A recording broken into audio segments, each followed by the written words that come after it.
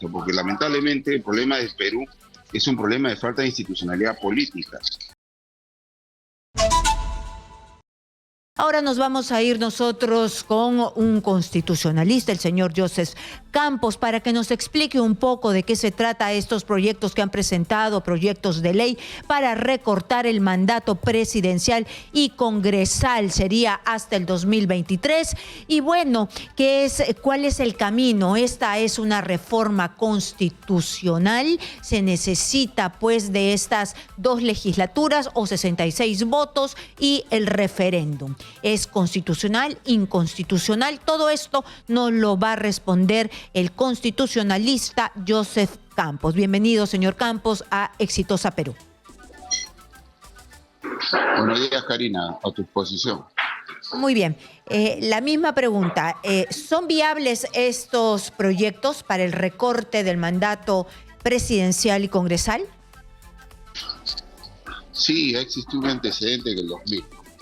En el 2000, a propósito de la recuperación democrática, la OEA participó en una mesa de diálogo donde se decidió acortar el mandato presidencial. Y por cierto, se siguió el procedimiento de reforma para efecto de establecer de manera transitoria y excepcional, porque solamente se restringió a ese supuesto, el recorte del mandato presidencial. En su momento fue harto discutido, los congresistas tenían algún nivel de resistencia, pero como había esos acuerdos en la mesa de diálogo, se implementaron rápidamente y como le digo, siguiendo el 206, se estableció esa posibilidad. O sea, es constitucional, por lo menos es más constitucional que esa ley de reforma sobre la Asamblea Constituyente, ¿no? Entonces, aquí lo que queda es que lo discuta el Congreso de la República y que vea la salida correspondiente.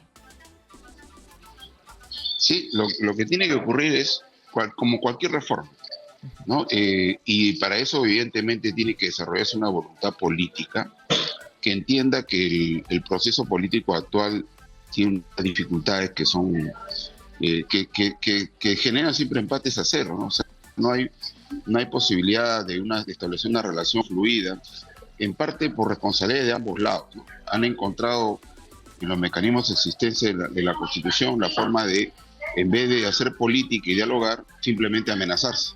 Entonces, sobre la base de eso, creo que lo más sensato podría ser evaluar con sensatez estos proyectos de reforma constitucional. Lo que se ha presentado es precisamente que se trata de una iniciativa legislativa que plantea incorporar una disposición transitoria especial a la Constitución. El presidente y vicepresidenta de la República elegidos en las elecciones del 2021 concluirán su mandato el 28 de julio del 2023. Asimismo, los congresistas de la República elegidos en el mismo proceso electoral. Entonces, el sustento es por la crisis institucional. Entonces, esto se debate y encuentran la salida y listo, es una reforma constitucional y se verá cómo se hace, en dos legislaturas o mediante los 66 votos y el referéndum. ¿Cuál ve más rápida y más, más fácil de obtener? Bueno, en primer lugar, el mandato podría ser recortado incluso antes, ¿no? Podría ser al 31 de diciembre, ¿no? Porque se trata de una situación absolutamente excepcional, que como en el año 2000 se restringió estrictamente para ese mandato, o sea, este mandato que se ha iniciado el año pasado. Por lo demás, ¿no? El mecanismo más rápido y por cierto, el menos costoso es el de las dos legislaturas. Bueno, en todo caso tendría que ser el año que viene, de todas maneras, porque ya estamos entrando no, sí, este año podría ser también fin de mandato, porque esta legislatura podría ser una, y la segunda sería de junio, de agosto hacia adelante, y habrían las dos legislaturas suficientes para cerrar el periodo.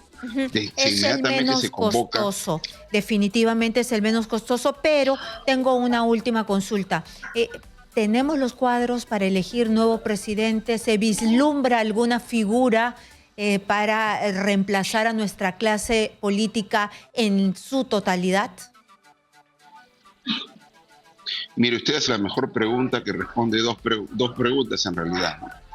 Si hemos elegido hace un año y estamos en esta discusión, ¿qué nos hace establecer más que para solucionar primero un problema político que tenemos, que lamentablemente no tiene explicación más que por un problema de institucionalidad política, pero es una solución para el caso para el que se convoca?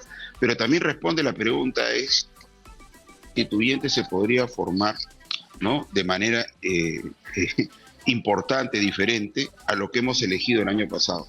Acá hay un problema que está por fuera de echarle las culpas a la Constitución, porque le atribuyen a la Constitución responsabilidades que no tiene ni puede tener, y le atribuyen virtudes que no tiene ni podrá tener, porque no va a cambiar la realidad política como consecuencia de un cambio constitucional. Lo que va a ocurrir es simplemente reproducir los problemas que tenemos y agravarlos.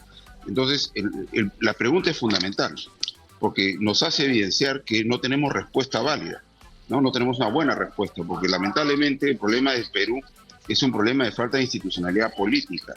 Mientras que los partidos no funcionen como tales y funcionen como plataformas electorales, donde se junten a perro, pericote y gato, pero sin que exista un San Martín, el problema que vamos a vivir nosotros va a ser de siempre.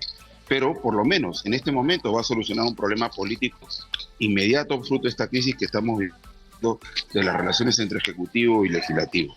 Muy bien, ha quedado clarísimo. Es decir, 2 puntos, peor no podemos estar. Muchísimas gracias a Joseph Campos, él es abogado constitucionalista.